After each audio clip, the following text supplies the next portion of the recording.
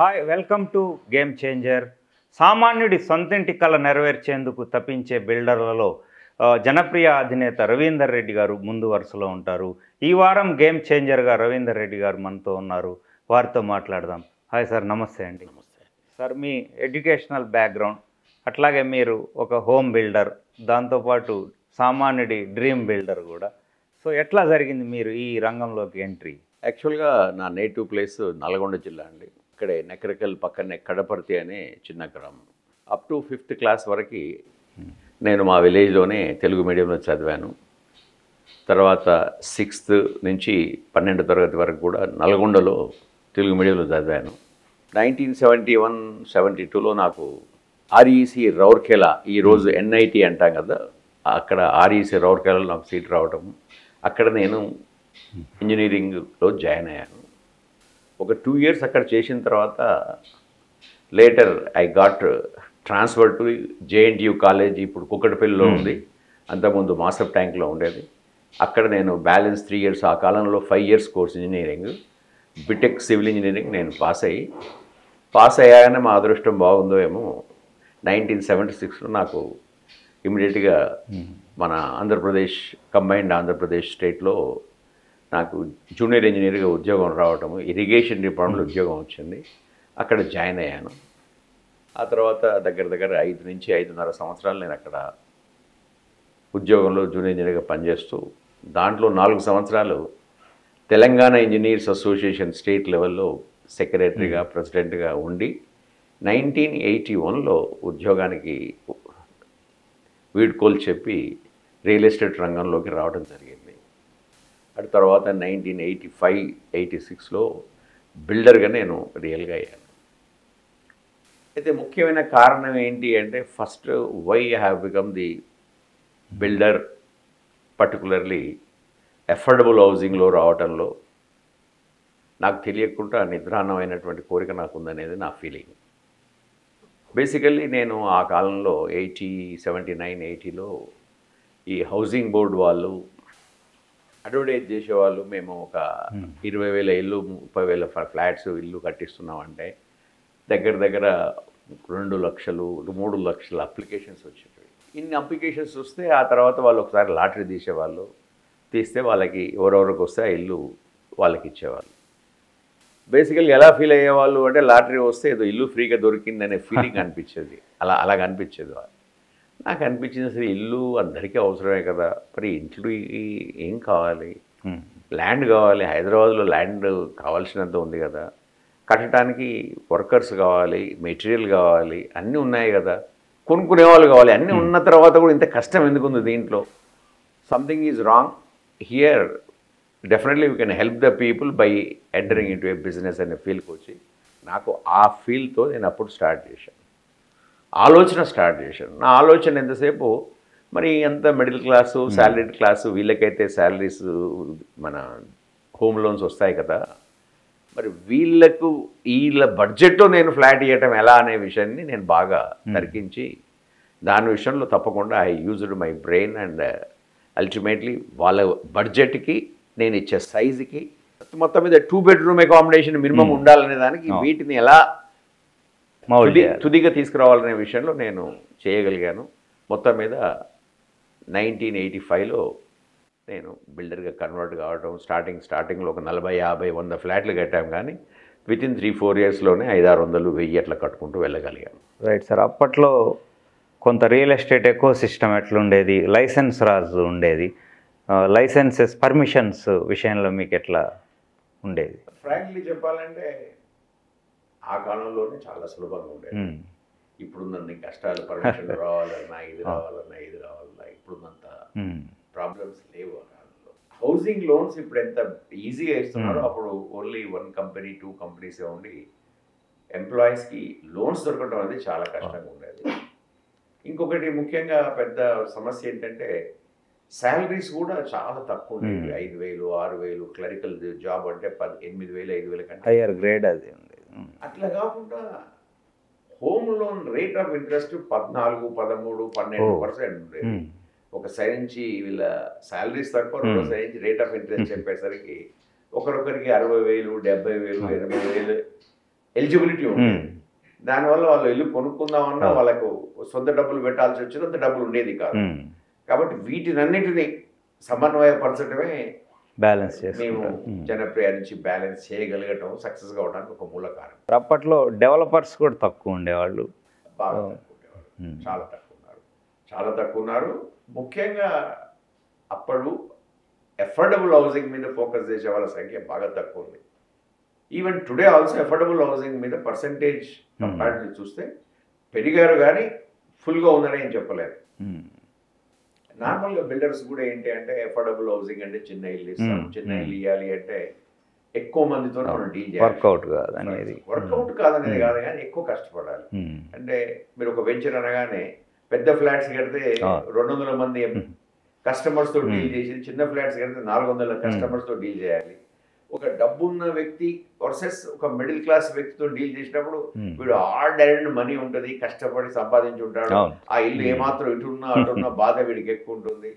ఒక 5,000 ఎక్కువైనా తక్కువైనా కష్టం ఉంటుంది. కాబట్టి ఇక్కడ మేము కస్టమర్స్ తృప్తి పరచడంలో కానీ దీంట్లో కానీ ఆ కస్టమర్స్ కంటే కష్టం, కాబట్టి బిల్డర్స్ అంతా ఈజీగా అక్కడ చేయవచ్చు, లాభం ఎక్కువ, ప్లస్ ఇది కూడా కష్టం తక్కువ అనేది. అందువల్ల అఫోర్డబుల్ హౌసింగ్ విషయంలో ఎక్కువ మందికి అంత ఇంట్రెస్ట్ ఉండదు.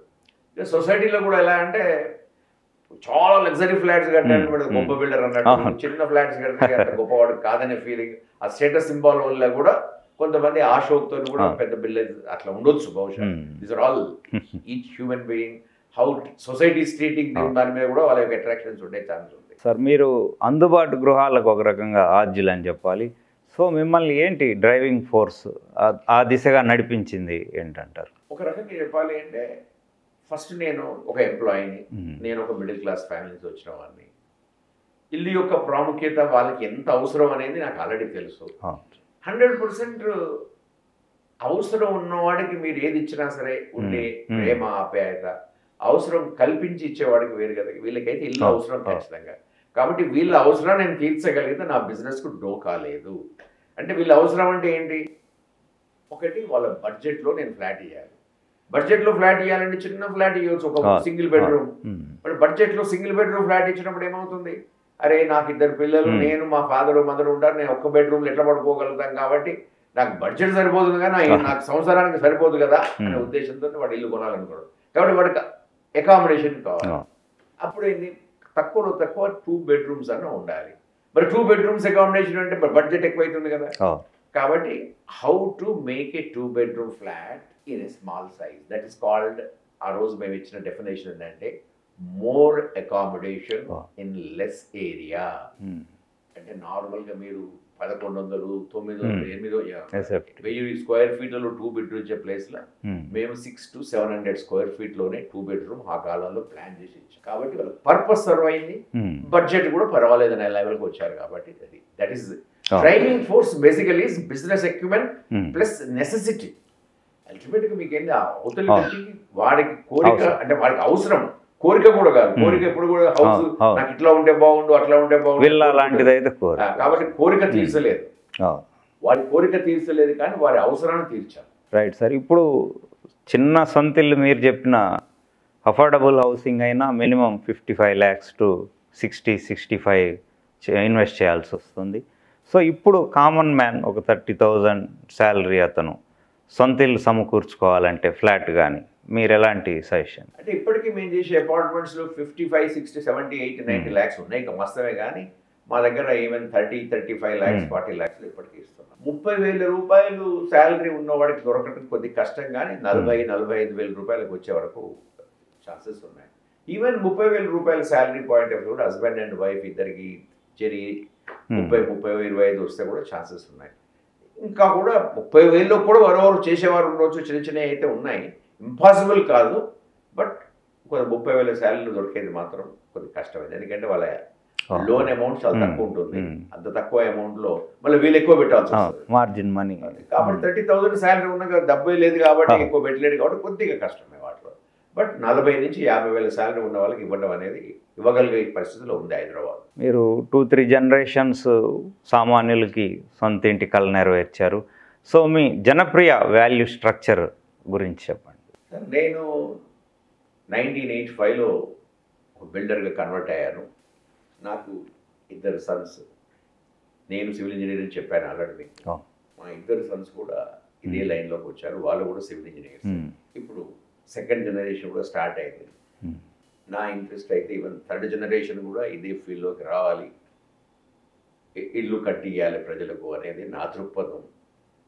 సెకండ్ జనరేషన్లో మాత్రం నేను ఫోర్స్ చేయకుండానే వాళ్ళే ఈ ప్రొఫెషన్ ఎన్నుకోవడం జరిగింది. థర్డ్ జనరేషన్లో ఇప్పుడు నాకు 3 మనవలు ఉన్నారు. అందరూ చిన్నవాళ్ళు కాబట్టి ఇంకా ఆ స్టేజ్కి అయితే రాలేదు.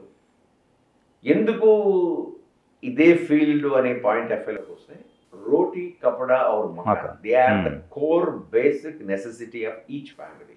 ఓ కాలంలో రోటీ అంటే ఆహారానికి చాలా ప్రాముఖ్యత ఉండేది. 60-70 సంవత్సరాల్లో ఈ గ్రీన్ రెవల్యూషన్స్ వచ్చిన తర్వాత రకరకాలుగా ప్రాబ్లం వచ్చిన తర్వాత ఇప్పుడు మీకు ప్రజలకు ఆహారం అనేది అందనటువంటి విషయం కాదు, ఈజీగా దొరికేటువంటిది. ఓ కాలంలో చాలా పెద్దగా ఉన్నప్పుడు ఈవెన్ కపడా అనే దాంట్లో కూడా కొద్దిగా కష్టపడేవాళ్ళు. ఇప్పుడు కపడాకు కూడా ప్రాబ్లం లేదు, రోటీకి ప్రాబ్లం లేదు. ఇప్పుడు నిజమైన ప్రాబ్లం ఉంది మకాన్. ఈ మకాన్లో కూడా ఏదో గుడిసెలో ఉండి సరిపోతుంది అనే దృక్పథం లేదు. ఖచ్చితంగా మనకు ఈ బేసిక్ నెసెసిటీస్ ఉండాలి, కొంచెం రెస్పెక్టబుల్ హౌసింగ్ ఉండాలి. అండ్ నీ హౌస్ను బట్టి నీ స్టేటస్ను కూడా సొసైటీ గుర్తిస్తుంది. కాబట్టి హుక్ ఆర్ క్రుక్ ఇంటికి సంబంధించిన వ్యవహారం ఏదైతుందో చాలా ప్రాముఖ్యమైనది సొసైటీలో. అంటే అటు సైడ్ కోర్ బేసిక్ నెసెసిటీస్, ఇటు ఈ కాలంలో సొసైటీకి అత్యంత అవసరమైంది, అందరూ కోరుకునేది. కాబట్టి ఈ బిజినెస్లో ఉంటే మనకు రెస్పెక్ట్ న్యాచురల్లీ బిజినెస్ రెండు నడుస్తాయి కదా. కాబట్టి we are in a very good positive business అనేది నా ఉద్దేశం. అందుకని పాజిటివ్ బిజినెస్లో ఉండటం అనేది ఒక బిజినెస్ మెన్గా చాలా మంచిది. బిజినెస్లో ఎన్నో రకాలు ఉంటాయి.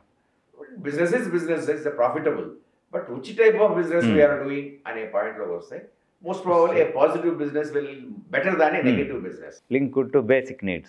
Basically negative business ఒక బార్ అండ్ రెస్టారెంట్ పెట్టొచ్చు, ఒక బ్రూవరీస్ పెట్టొచ్చు, ఇట్లాంటి పెట్టొచ్చు. దాంట్లో కూడా గవర్నమెంట్ లైసెన్సెస్ మనం చేస్తున్నాం, తప్పేం లేదు కదా.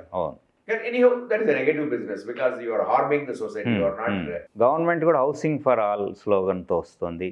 అయితే ఇప్పుడున్న రా మెటీరియల్ కాస్ట్ కానీ ఇతర రకాల ఇంట్రెస్ట్ రేట్స్ ఇవన్నీ చూసుకుంటే ప్రతి ఒక్కళ్ళకి ఇల్లు అనేది ఎట్లా సాకారం అయ్యే విషయమేనంటారా? ఎట్లా అవరోధాలు మనకి అంటే దెర్ ఆర్ మెనీ వేస్ అండి.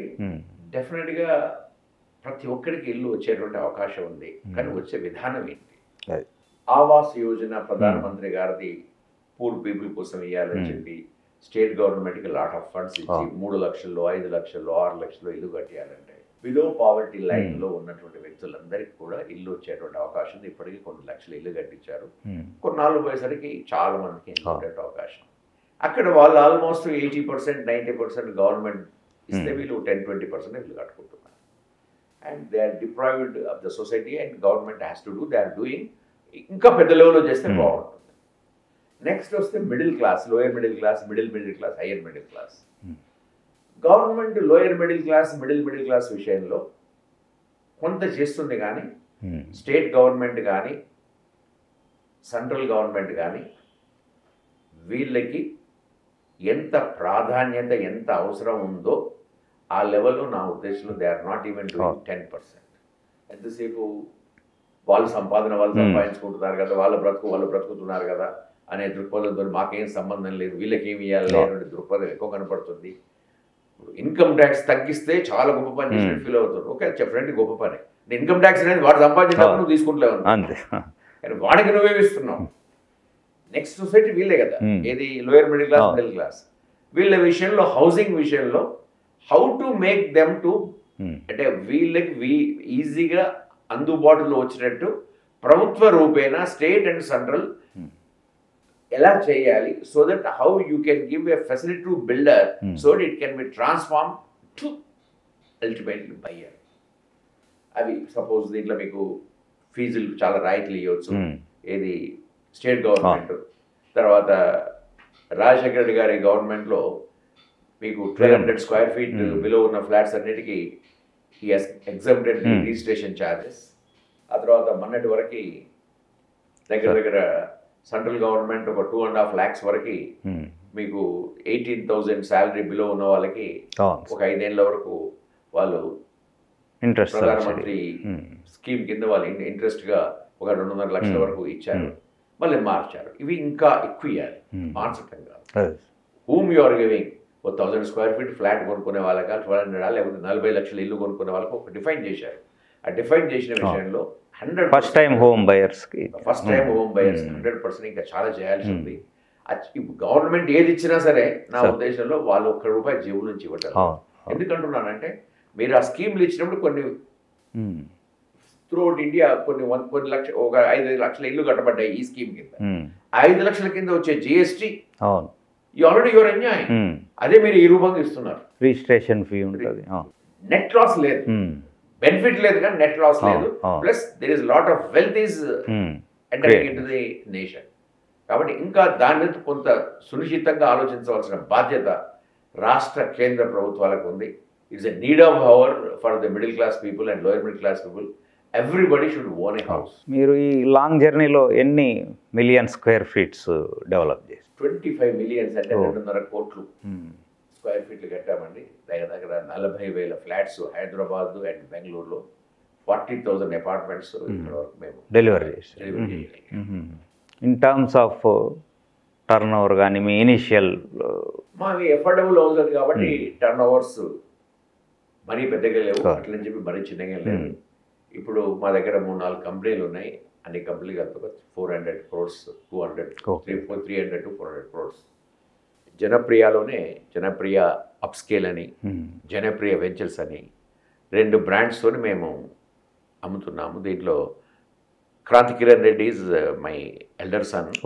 He is taking care of Janapriya upscale అనేది ఓ 2 కంపెనీల్లో. మా Ravi Kiran Reddy is my younger son. Janapriya ventures మీద అతను వెంచర్ చేస్తున్నాడు. వాళ్ళకి అడ్వైజర్ రోల్లో ఉన్నాను ఒక రకంగా చెప్పాలి. ఓకే. మీ ఫస్ట్ ప్రాజెక్ట్ దాని ఎక్స్పీరియన్స్, అది కంప్లీట్ అయ్యాక మీ experience? I have got a very good experience in my first project. అసలు ఫస్ట్ ప్రాజెక్ట్ ఎలా అయింది అంటే సరూర్ నగర్ హూడా అపార్ట్మెంట్ హౌసింగ్ అని సరూర్ నగర్లో ఆ కాలంలో 1985-86లో ఒక 25 acresలో 1200 స్క్వేర్ మీటర్స్ అంటే 1500 స్క్వేర్ యార్డ్స్ రఫ్గా ప్లాట్లు చేసి మీరు అపార్ట్మెంట్ కట్టాలని ఆక్షన్ చేశారు. ఆ ఆక్షన్లో పార్టిసిపేట్ చేసి నేను 2 ప్లాట్లు కొనడం జరిగింది. కాబట్టి నేను first venture Hooda is the owner of my plots.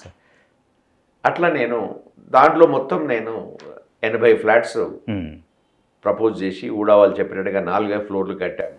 అక్కడ నాకు మేజర్ అడ్వాంటేజ్ ఏంటి అంటే నార్మల్గా బిల్డర్ అంటే టైటిల్ ఎలా ఉందండి, title by HUDA, because HUDA అమ్మింది కాబట్టి. వాటర్ సప్లై ఎలా వస్తుంది, water supply by HUDA. Electricity ఎలా వస్తుంది, ఎలక్ట్రిసిటీ బై హూడా. రోడ్స్ అంటే అక్కడ ఉండే రోడ్స్ కానీ డ్రైనేజ్ ఫెసిలిటీస్ కానీ బయటవన్నీ, స్ట్రీట్ లైట్స్ కానీ ఎవ్రీథింగ్ బై హూడా. ఓహో అన్ని హూడా అంటే నమ్మకం కదా అని ఆ హూడా అనేటువంటి బ్రాండ్ నాకు బాగా హెల్ప్ చేసింది. కొత్తగా నేను ఫస్ట్ టైం బిల్డర్ అవుతున్నప్పుడు కొనేవాడు ఈయన దగ్గర ఎందుకు కొనాలి, అసలు ఏం టైటిల్ ఏంటి అంటే ఇవన్నీ హూడా ఉండేసరికి నన్ను నమ్మడం కంటే ఎక్కువ వాళ్ళని నమ్మి పర్వాలేదులే ఈయన అక్కడ కొన్నాడు కాబట్టి న్యాయబద్ధంగా అంటే చేసే ఛాన్స్ ఉందని చెప్పి ఈజీగా బుక్ అయినాయి, ఫాస్ట్గానే కట్టగలిగాము. ఇక ఆ తర్వాత we have not seen back. మాకు బుకింగ్ అయ్యి నేను చెప్పాను కదా, because my size of the flat 725 square feet ఇచ్చాను. ఆ 725లో ఎవరికి ఫ్లాట్ లేవు, 1,40,000 ఫ్లాట్, 30,000-40,000 ఫ్లాట్ ఇచ్చాము. ఆ కాలానికి అది ఈజీగా అందరికి లోన్లు ఇప్పిస్తాం అనేది, అప్పుడు ఎవరు లోన్లు ఇప్పించేవాళ్ళు కాదు. బేసికలీ అమ్మటానికి కారణం ఏంటంటే మీరు అడ్వాన్స్ 10,000-5,000 ఇవ్వండి, మీకు లోన్ ఇప్పించే బాధ్యత మాది, లోన్ ఇచ్చినాక బ్యాలెన్స్ అమౌంట్ మీరు ఇవ్వండి అని చెప్పి ఆ కాలంలో లోన్ ఇప్పించడం అనే ధైర్యం చేసే పరిస్థితి లేదు. ఒకవేళ లోన్ రాకపోతే ఏంటని అడిగారు, లోన్ రాకపోతే మీ డబ్బు మీకు వాపసు ఇస్తాం, లోన్ ఇప్పించే టోటల్ రెస్పాన్సిబిలిటీ నాది అని చెప్పి నేనే. అప్పుడు హెచ్డిఎఫ్సి వాళ్ళు లోన్ ఇచ్చేవాళ్ళు, ఓన్లీ హెచ్డిఎఫ్సీ లోన్ ఇచ్చేది. హెచ్డిఎఫ్సి వాళ్ళు అటు హూడా ప్లాట్లు. దేర్ఫోర్ ఐ థ్యాంక్, నేను బిల్డర్ కావటంలో నేను చెప్పాలంటే ఆ రోజు ఇవాళ హెచ్ఎండిఏ, ఆ రోజు హూడా చెప్పాలంటే నేను నా కృతజ్ఞతలన్నీ హెచ్ఎండిఏకి చెప్పాలి. సెకండ్ కృతజ్ఞతలు చెప్పాల్సింది హెచ్డిఎఫ్సి. ఆ రోజు హెచ్డిఎఫ్సి ఉండే నా అందరి అపార్ట్మెంట్ ఓనర్స్కి అందరికి కూడా హెచ్డిఎఫ్సినే ఇచ్చింది. కాబట్టి ఈ 2 సమన్వయపరచడం అని చెప్పాను చూడండి, నేనైతే మొదలు ఊహించాను, ఆ సమన్వయపరచాను. ఈ ల్యాండ్ తీసుకున్నా, ఇది తీసుకున్నాను, వీళ్ళకి అమ్మాలి. మీ బిగ్గెస్ట్ ప్రాజెక్ట్ అట్లానే బిగ్గెస్ట్ ఛాలెంజ్ ఏమన్నా? ఛాలెంజెస్ అంటే రియల్ ఎస్టేట్ కాబట్టి చాలా సమస్యలు, చాలా ఛాన్స్ వస్తాయి. చెప్పుకుంటూ పోతే అది లెక్కకు రాదు. ఇప్పుడు బిగ్గెస్ట్ ప్రాజెక్ట్ అంటే నేను జనప్రియ నైల్ వ్యాలీ అని చెప్పి నేను మియాపూర్ దగ్గరలో ఆల్మోస్ట్ 2300 అపార్ట్మెంట్స్ ఓకే. దాంట్లో నేను ప్రపోజ్ చేశాను. ఆల్మోస్ట్ ఒక 7 years back 8 years back 1000 flats కట్టాను. కొన్ని కారణాల వల్ల మిగతా ఫ్లాట్స్ కట్టలేదు. ఇప్పుడు ఇంకొక 1000 ఫ్లాట్స్ అంటే కడుతున్నాము. కొన్ని బ్లాక్స్ వేరే బిల్డర్స్ కూడా ఇచ్చాము. దట్ ఈస్ ది నేను ప్రపోజ్ చేసిన దాంట్లో one of the biggest venture, costliest venture. నేను ల్యాండ్ లార్డ్గా కుక్కటిపల్లి దగ్గర ఒక వెంచర్ ఆల్మోస్ట్ 800 ఫ్లాట్స్ అన్ని కాస్ట్లీ అపార్ట్మెంట్స్. నేను ల్యాండ్ లార్డ్ని అక్కడ, వేరే బిల్డర్కి ఇవ్వడం జరిగింది. అది కాస్ట్లీయెస్ట్ వెంచర్ అక్కడే చేస్తున్నాము. ఇంకా అఫోర్డబుల్ హౌసింగ్ అనే పాయింట్కి వచ్చేస్తే ఇప్పుడు జనప్రియ నైల్ వ్యాలీలో already work is going in full swing. అక్కడ మా అన్ని ఫ్లాట్స్ అన్నీ కూడా ఆల్మోస్ట్ 80 లక్షలు 90 లక్షల రేంజ్లో ఉన్నాయి. ఇంకోటి ఇస్నాపూర్ పటన్ చెరువు దగ్గర ఒక 600 ఫ్లాట్స్ ఉన్నాయి. అక్కడ అవి 40-50 lakhs రేంజ్లో ఉన్నాయి. తర్వాత ఇక్కడ ఆదిపట్ల దగ్గర కూడా మేము ఒక 1000 ఫ్లాట్స్ కట్టిస్తున్నాము. అవి కూడా 30 lakhs నుంచి 50 lakhs మధ్యలో ఉన్నాయి. ఇప్పుడు ఆదిపట్లలో కానీ ఇస్నాపూర్లో ఉండేది జనప్రియ ఉన్నతి అని, ఇక్కడ ఉండేది జనప్రియ శిఖర అని అఫోర్డబుల్ హౌసింగ్. అది జనప్రియ వెంచర్స్ పేరు మీద చేస్తున్నాము. ఇక్కడ నైల్ వ్యాలీలో ఏదైతే కడుతున్నామో కంపారిటివ్లీ కాస్ట్లీ వెంచర్, అది జనప్రియ అప్స్కేల్. రైట్ సార్, మీరు డిఫరెంట్ ప్రాజెక్ట్స్ ముందుకు వచ్చారు. అట్లాగే మీ first car and first crore ఎప్పుడు ఎర్న్ చేశారు, మీ ఫీలింగ్? ఫస్ట్ కార్ నేను 1985లో తీసుకున్నాను, before becoming the builder. And first car ఎలా వచ్చింది అంటే ఆ కాలంలో మారుతి అప్పుడే స్టార్ట్ అయ్యి వాళ్ళు అడ్వర్టైజ్ చేశారు. 10,000 రూపీస్ కడితే లాటరీలో ఇచ్చేవాళ్ళు. 10,000 రూపీస్ నేను కట్టడం జరిగింది. కడితే నాకు కొద్దిగా ఎర్లీ నెంబర్ రావటం జరిగింది.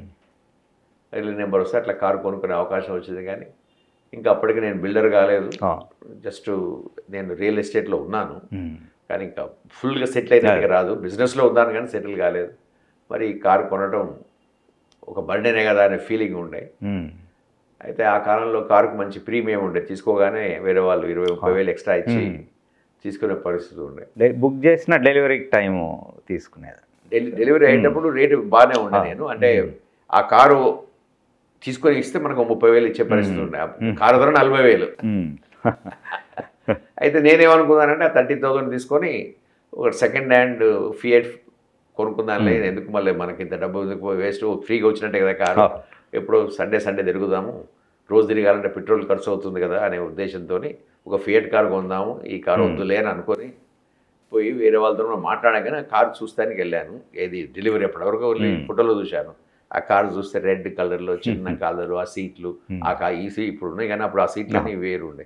అది చూసిన తర్వాత క్వశ్చన్ వేసుకున్నాను, నాకు ఈ కారు నేను కొనలేనా, కొనగలుగుతాం, మెయింటైన్ చేయలేనా, మెయింటైన్ చేయగలుగుతాం, మరి ఎందుకు భయపడుతున్నావు అంటే నేను మళ్ళీ నా బిజినెస్ నడుతున్నాడు. ఒకపోతే ఏమైతే కారు అమ్ముకోవాలి, సైకిల్ ఎక్కాలి, కారు అమ్ముకోవాలి, సైకిల్ ఎక్కలేవా, ఎక్కగలుగుతాం ఎందుకు భయపడుతున్నావు, చలో బై ద కార్ అని అప్పుడు కొనేసాను. మళ్ళీ సైకిల్ ఎక్కాల్సిన అవసరం రాలేదు. Right sir. Even today also I remember that question and answers which నా మైండ్లో ఉన్నాయి. అలాగే first crore sir, first crore నేను బిజినెస్లో ఎంటర్ అయినప్పుడు, ఈ బిల్డర్గా అయినప్పుడు ఆల్మోస్ట్ విత్ ఇన్ 1 yearలో వచ్చింది. అది తెలియకుండానే పోయింది. నీకు ఫస్ట్ క్రోర్స్ అనేది మాకు జేబులోకి రావు కదా, డబ్బులు పడతాయి కానీ జేబులోకి వచ్చింది కాబట్టి I never had a clarity that when I got and I never and enjoyment అంటూ ఏం లేదు దానికి. అఫోర్డబుల్ హౌసింగ్లో మంచి రికార్డు ఉంది, ట్రాక్ రికార్డు. సో మీరు అప్పట్లో 1 lakh ఫ్లాట్ అని కూడా స్లోగన్ లాగా ముందుకు తీసుకెళ్లారు.